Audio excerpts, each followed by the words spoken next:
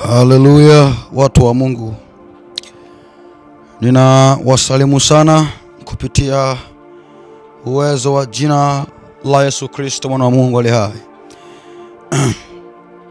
Ninawasalimu nyote popote mlipo. Ninaamini mpo salama kwa neema ya Yesu Kristo. Namshukuru Mwenyezi Mungu kwa ajili yenu na kwa ajili ya uhai tulionao mpaka sasa. Ukweli ni kwamba pumzi hii tulionayo ni kwa neema ya Mungu. Ni kwa neema ya Mungu, na ndio maana tunayo pumzi hii tulionayo mpaka leo. Sasa natamani tuendelee mbele na somo ambalo tuko nalo. Ulinzi wa Mungu mwisho wa mwaka, pamoja na matukio ama mitego ya mauti. Nataka mnifuate kwa makini sana, watu wa Mungu, muweze kunielewa wapi ambako naelekea na somo hili. Natamani unisikilize alafu unielewe. Sitaki usikie alafu usielewe. Nataka usikie alafu uelewe ambacho naongea, ili kikusaidie baada ya kunisikiliza. Leo sitaongea sana kama kawaida,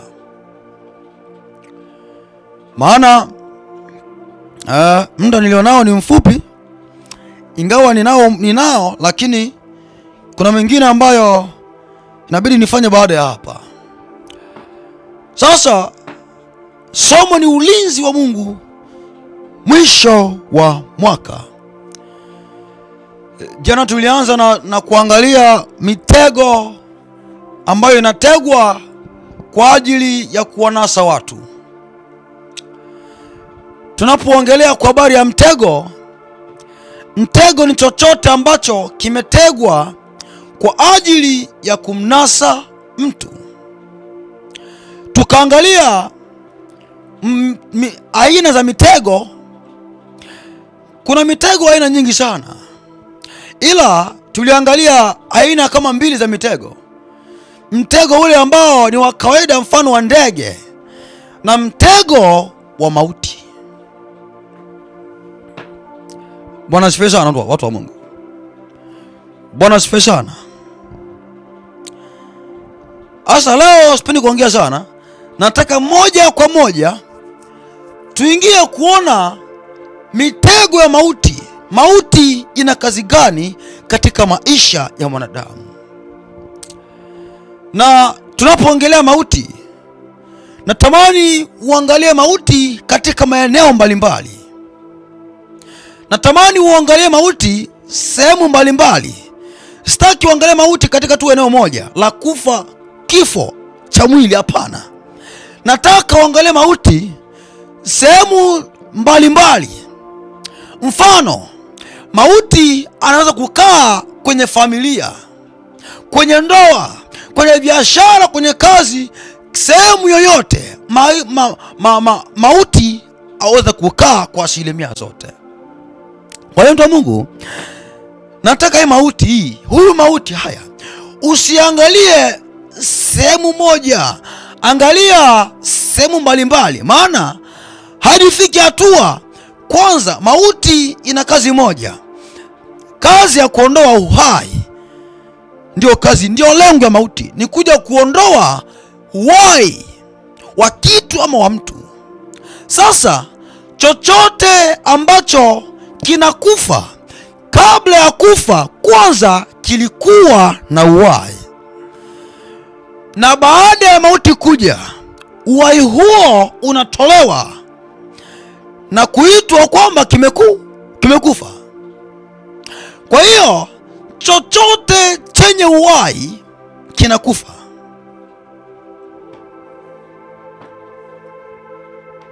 Yaani lengo la mauti ni kuja kuondoa chenye uhai. Na ndio maana mfano, gari ikikataa kutembea, kikataa kuwaka, tunasema kwamba gari hili limekufa. Yaani uhai wa gari hii haupo tena, imekufa. Mfano TV imekataa kuwaka, imeharibika. Sema kwamba TV imekufa, hii haina kazi yoyote. Maana ule uhai wa TV ile umetoka ndani yake na kubaki bila uhai na kufa kabisa. Sasa nataka tuangalie mauti. Mauti sehemu mbalimbali, katika vitengo mbalimbali. Mauti, nimesema mauti lengo lake ni kuja kuondoa uhai wa kitu ama wa mtu. Nataka uweze kunielewa vizuri sana. Sasa kuna mitego kuna mitego ambayo inategwa, alafu kuna mitego ya mauti. Bwana asifiwe sana. Kuna mitego ambayo inategwa, alafu kuna mitego ya mauti. Sasa tuangalie mitego ya mauti katika maisha ya mwanadamu.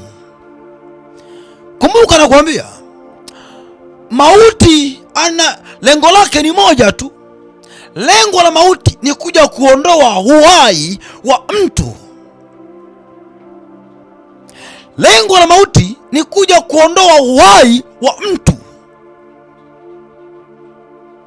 Nifuate kwa makini sana. Leo nitakuwa haraka kidogo. Nitakuwa haraka kidogo.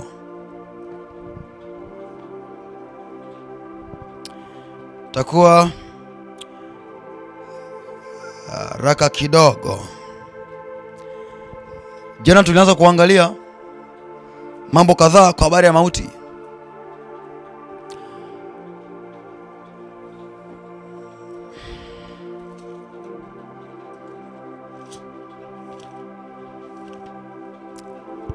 Tukaangalia mambo ya mitego. Lakini tuangu kukumbuka hili. Hadi kuwepo mtego, ina maana kwamba kuna mwindaji aliyeko nyuma ya mtego huo. Nifuate unielewe vizuri sana. Maana mtego kama mtego haujitegi, bali mtego unategwa.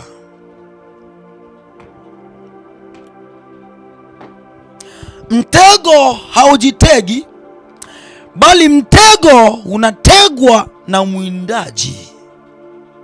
Kwa hiyo nyuma ya kila mtego kuna mwindaji, ambaye mwindaji huyo ametega mtego huo kwa kusudi maalum, kwa ajili ya kitu maalum.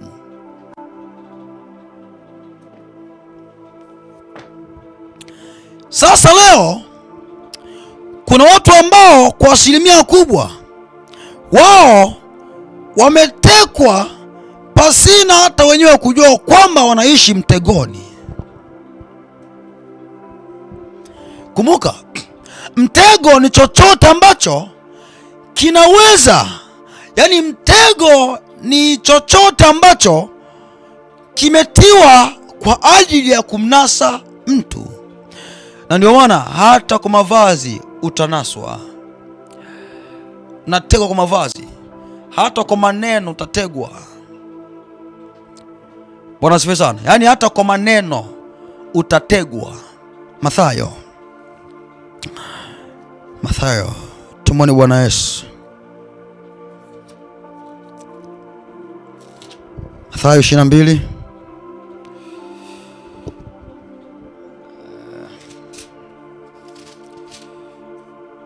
22:15 hivi, nikianzia pale.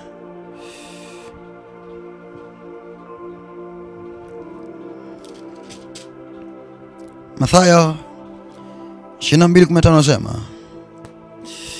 kisha Mafarisayo wakamwendea, wakaenda zao, wakashauriana jinsi ya kumnasa Yesu kwa maneno yake. Hebu hii tafsiri niende kwanza kwa tafsiri nyingine hapa. Maana hii Mathayo 22:15 nasema, Ndipo wakaenda zao, ndipo Mafarisayo wakaenda zao, wakafanya shauri jinsi ya kumtega kwa maneno. Kwa hiyo huyu ni Yesu ambaye ilifika mahala wakamtia kwenye engo kwamba waweze kumtega kwa maneno, ambaye anasikiliza maswali ya Mafarisayo. Anafikiri kwamba Mafarisayo wanauliza maswali, lakini kumbe katika mioyo ya Mafarisayo maswali yale si maswali, bali ni mtego ambao Yesu ametegewa ili anaswe kupitia mtego huo. Wakatuma kwake wanafunzi wao pamoja na Maherodi, wakasema, "Mwalimu, twajua ya kuwa wewe huu mtu wa kweli, na njia ya Mungu waifundisha katika kweli, wala hujali cheo cha mtu awaye yote, kwa maana hutazami sura za watu. Basi utuambie, waonaje? Ni halali kumpa Kaisari kodi au sivyo?" Kwa hiyo mimi na wewe, ama kipindi kile ambao walikuwa nasikiliza maneno haya, maswali haya, wao wanafikiri kwamba haya ni maswali, haya ni maneno, lakini mioyoni mwao mwa Mafarisayo haya si maneno, huu ni mtego ambao Bwana Yesu ametiwa kwenye engo ili ategwe na anasu katika mtego huu. Lakini Yesu kwenye mtego huu hakutegwa, maana alijua yeye ni Mungu, ni neno la Mungu. Kwa hiyo anajua yakaayo ndani ya kila mwanadamu. Kwa hiyo wakashindwa kumtega Yesu Kristo. Kwa mtu wa Mungu, nataka ujue, nataka uweze kunifuata vizuri sana, kwamba kuna mahali utafika utatiwa kwenye engo. Wewe unafikiri kwamba ni maswali ambayo unaulizwa, lakini kumbe ni mtego ambao umetiwa katika maneno. Bwana asifiwe sana. Kwa hiyo ilifika mahala Yesu wakamtia kwenye engo ya kumuuliza maswali.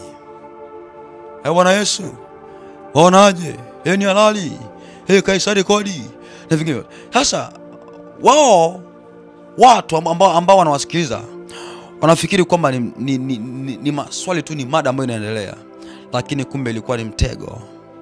Kwa hiyo kumbe kwa maneno ambayo unayazungumza, ambayo unayasema, waweza kutegwa kwayo. Kwa hiyo tuangalia mitego ya mauti. Kuna mitego ya mauti, na kuambia mtego unategwa kwa ajili ya kumwangamiza mtu, na nyuma ya kila mtego yuko mwindaji ambaye ametega mtego huo. Na asili ya mtego waga huonekani. Mtego unafichwa mahala ili kwamba yule ambaye ametegewa mtego huo asiuone.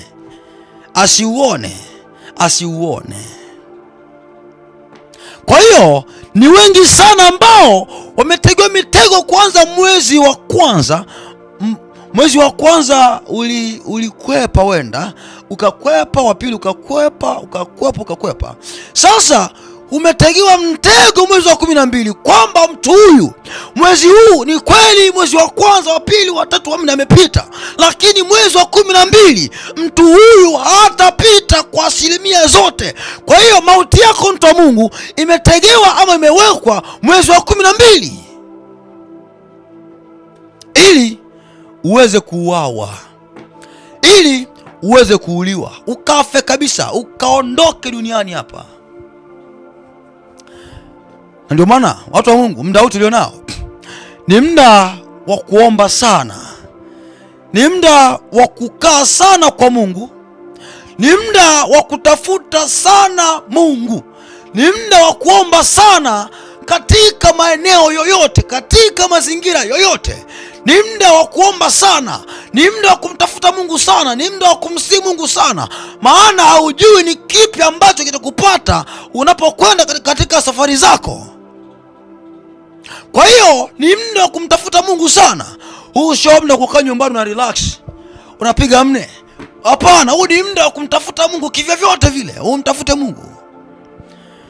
Sasa bahati mbaya kuna watu ambao wamekaa mahala, watumishi wa Mungu wamekaa sehemu, wanakaa wanaangaliana tu muda wote. Hata Mungu, huu sio muda kuangaliana. Huu ni muda wa kuchukua Biblia yako, luvazi lako ule luvae, nenda kwa Mungu, kwa kuomboleza, kwa kulia, nenda kwa Mungu. Hebu angalia hali tulionao leo. Vifo ovyo, ajali ovyo. Ni kawaida. Ni kawaida. Ni kawaida. Ni kawaida. Lakini si kawaida. Muda huu tulionao, ajali ni nyingi na zote si za kawaida kwa asilimia zote. Wanasema sana, hakuna hata moja ya kawaida. Kwa mtu wa Mungu, nataka uamke. Yaani uamke uweze kumtafuta Mungu wakati huu. Uweze kumsihi Mungu wakati huu tulionao. Ombea ndugu zako. Ombea familia ulionayo. Ombea marafiki zako. Ombea na wengine wote. Kama Mungu alinde, akulinde. Akulinde. Akulinde. Akulinde na mitego ya mauti ambayo inategwa kwa ajili yako. Akulinde. Akulinde. Akulinde. Mungu akulinde kwa asilimia zote. Akulinde. Kwa mtu wa Mungu, huu ni muda wa kupiga magoti. Muda wote omba Mungu, wakati wote omba Mungu. Omba Mungu. Leo sitaongea sana. Natamani kesho nikija tuangalie ulinzi wa Mungu. Na ninapoangalia ulinzi wa Mungu, nataka uyaangalie maisha yako. Kwanza uamini. Maana yako wazi maandiko kwamba nanyi mnalindwa kwa nguvu za Mungu kwa njia ya imani. Kwa hiyo ili upate ulinzi wa Mungu, kwanza amini upo. Amini upo. Sasa watu wa Mungu, kuna mitego ambayo watu wametegewa ili waweze kuuliwa, ili waweze kufa, watoweke duniani, lakini wenyewe hawajui kwamba wametegewa mitego. Kwa nini? Wamelala kiroho. Kwa hiyo kuna ajali ambazo zinatengenezwa mahala kwa ajili ya kuharibu maisha ya watu. Watu wa Mungu, nataka uangalie mtego kwa njia ya kiroho, sio ya kimwili. Kwa namna ya kiroho. Kiroho, mitego ya mauti kiroho ni mapepo wa kuzimu hao, ambao wametapakaa eneo zote ili kuhakikisha kuna ajali ambazo zinatokea, kuna vurugo, matengano, kuna mafarakano katika familia, katika ndoa na katika sehemu zingine ambazo zina uhai ama zina upendo ama zina maendeleo. Mauti akikaa mahala, hakuna amani yoyote, hakuna furaha yoyote, hakuna uhai. Bwana asifiwe sana. Kwa hiyo mauti inakaa sehemu yoyote. Ili ulielewe sana hili, kwamba mauti inakaa sehemu yoyote. Mauti anakaa kitandani, kwenye kiti, gari ndio siseme, anakaa chumbani kwako, yani popote pale mauti inaweza kukaa. Hebu mtu wa Mungu, nyakati hizi tulizo nazo ni nyakati za kuendelea kujiombea. Usikubali kuanza siku bila maombi yoyote. Bila maombi yoyote. Kwa hiyo mtu wa Mungu, wakati tulionao ni wakati wa kumtafuta Mungu sana sana sana sana. Ni muda wa kumsihi Mungu sana sana sana. Bwana asifiwe sana watu wa Mungu. Kwa hivyo muda huu tulionao ni muda ambao ni hatari sana. Hatari sana. Hatari sana kwa maisha yako ya mwili na ya roho, ni hatari sana. Hatari sana. Lakini bahati mbaya watu hawaelewi chochote. Watu hawaelewi. Wamelala kiroho watumishi wa Mungu. Yaani wako ovyo tu muda wote tu. Yaani Bwana tulimie sana watu wa Mungu. Kwa hiyo nataka uelewe kwamba kuna mitego ambayo inategwa ili mtu wa Mungu wewe uweze kunaswa na ufe. Unaswe ufe. Zaburi 91 na 91, kitabu cha Zaburi.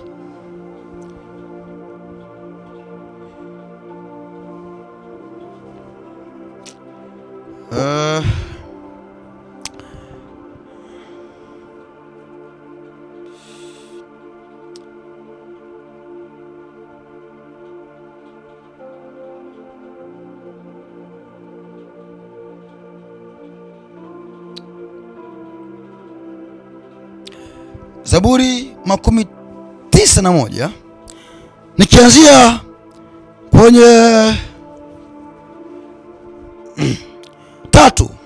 Hakika Mungu atakuokoa katika mtego, atakukinga na maradhi mabaya.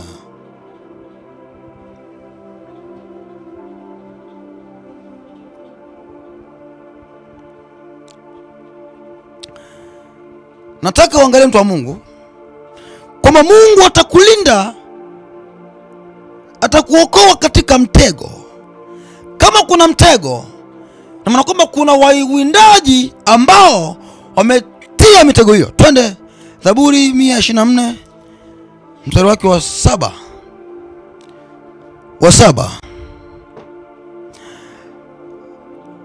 Atukuzwe Mwenyezi Mungu ambaye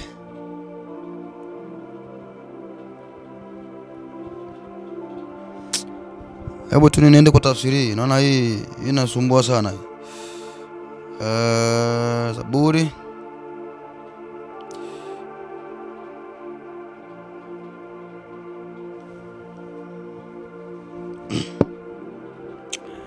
na aimidiwe Bwana asiyetutoa kuwa mawindo kwa meno yao. Nafsi yetu imeokoka kama ndege katika mtego wa wawindaji. Watu wa Mungu mnifuate kwa makini sana. Elewa hili. Kama kuna mtego, kuna mwindaji. Kwamba nafsi zetu zimeokoka katika mtego wa wawindaji. Wawindaji. Yaani kuna mwindaji aliyetega mtego huo ili kumnasa mtu muhusika. Bwana asifiwe sana. Ili kumnasa muhusika. Kwa hiyo kwa asilimia kubwa ambao wanataka mitego ni wanadamu kwa asilimia zote. Yaani kama kuna mitego ambayo inategwa, jua tu kuna muhusika ambaye amekaa mahala amekutegea mtego kwa asilimia zote ili akunase uaibike ufe. Mtu wa Mungu, nataka kiendelea mbele. Mwezi wa 11 na kuendelea mbele, endelea kumsihi Mungu kwa habari ya maisha yako. Endelea kujiombea ulinzi kutoka kwa Mungu. Mungu akulinde. Mungu akulinde sana, akusaidie sana. Mungu akuokoe na kila mtego ambao umetegewa ili kukunasa usiufikirie mwaka. Kuna wawindaji ambao wametega mitego kwa ajili yetu. Asili ya mtego huaga uonekani. Wewe utakuwa tu unapita tu, hauna lile wala hauna hili wala lile. Yaani tu unapita sehemu, lakini kumbe bila kujua sehemu hiyo kuna mtego ambao umetegewa ili ufe.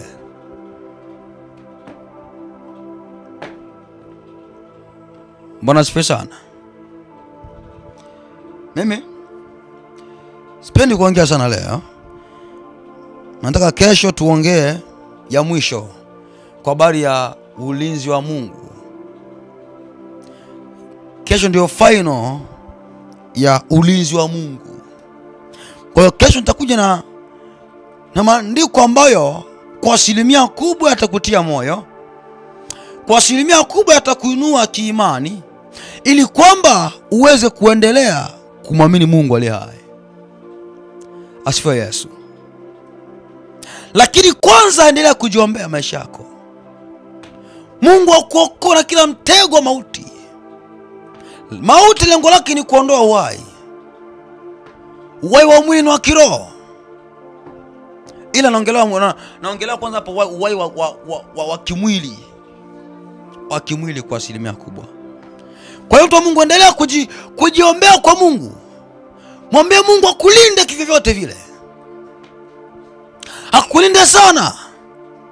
Maana tunaishi nyakati za hatari sana, ambazo kizembea tu imekula kwako, umekufa. Kwa hiyo mtu wa Mungu, endelea kujiombea. Ombea ndugu zako, familia yako, wazidi kujiombea mtu wa Mungu. Maana kuna mtego ambao umetegwa magonjwa ili wewe mtu wa Mungu uweze kufa.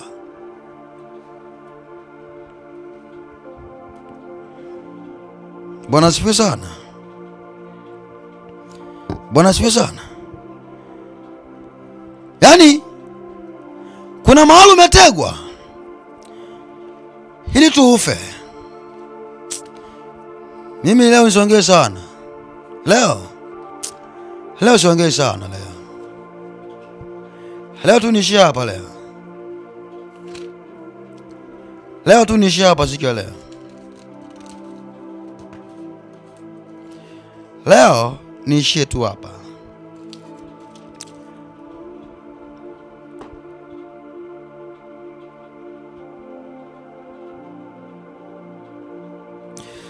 Leo niishie tu hapa. Mtu wa Mungu, mauti inakaa sehemu yoyote. Mauti inakaa sehemu yoyote. Na kwa saa usiodhani waweza kuondoka. Maana kuna mitego ya mauti ambayo umetegewa ili uweze kuondoka duniani.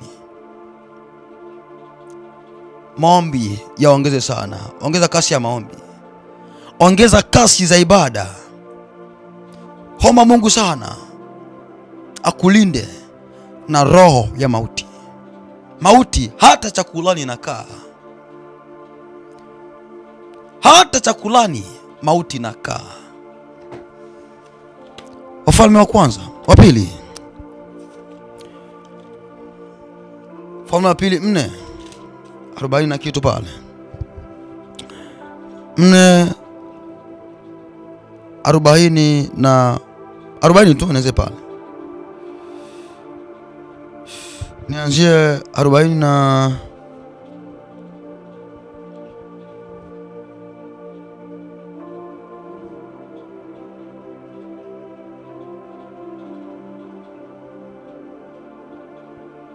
okay. Nianze tu 40 tu hapo tu kwenye 40. Chakula kikapakuliwa, lakini walipokionja wakamlilia Elisha wakisema, mtu wa Mungu, chakula hiki kitatua. Nao hawakuweza kukila. Hii tafsiri nayo hii kitu mwingine nasumbua sana yani. Okay. Wafalme wa kwanza kwa tafsiri nyingine. Wafalme wa pili 4:40. Anasema, basi wakawapakulia hawa watu ili wale. Ikawa walipokuwa katika kula chakula, wakapiga kelele wakasema, mauti imo sufuriani. Mauti imo sufuriani. Kwa hiyo hata kwa chakula ambacho utakuwa na kila, mauti haweza kukaa ndani yake. Na kuambia mauti anakaa popote pale. Mitego ya mauti, Omba sana mitego ya mauti ikuondokee. Ikuondokee. Mungu akusaidie sana mtu wa Mungu. Leo sipendi kuongea sana. Leo niishie tu hapa kwamba mtego umetegwa, nasi tumeokoka. Mauti yupo karibu sana. Omba sana Mungu akusaidie sana. Neema na amani ziwe nawe. Amen.